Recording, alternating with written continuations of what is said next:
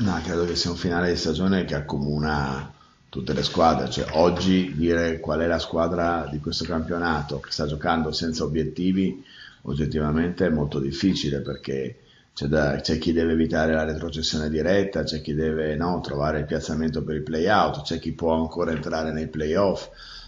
c'è chi comunque ha bisogno almeno di una vittoria per salvarsi matematicamente indipendentemente dal fare i play-off o meno. Quindi diciamo, e poi ci sono qualcosa come 12 squadre invischiate in una lotta per le posizioni dei playoff, quindi oggettivamente se uno scorre le partite che sono in programma in ognuna di queste tre giornate trova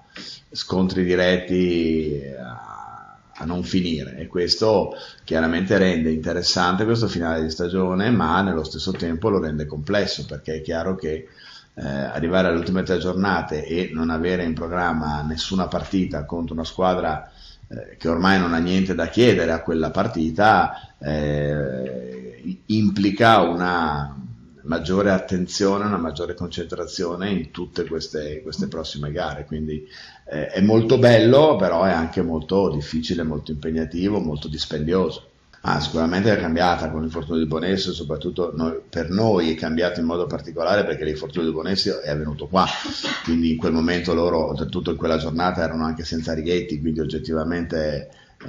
fu molto difficile per loro affrontare questa emergenza. Oggi è una squadra che ha preso Iannilli, è una squadra che ha preso Micevic, è una squadra che ha preso Giampaoli come cambio del playmaker, è una squadra che è profondamente cambiata, è una squadra che gioca stabilmente in quintetto con Righetti da numero 4, un giocatore di grandissima esperienza, di grandissima pericolosità perimetrale, per cui sono proprio cambiati gli equilibri tattici della gara.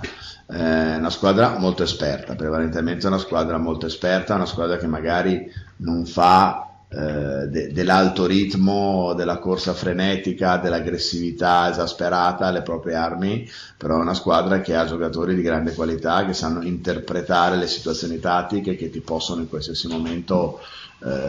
mettere in difficoltà, possono inventare un canestro, possono fare una, perché insomma se mettiamo il tasso di esperienza di una squadra che ha Stanic, Deloc, Righetti, Malaventura,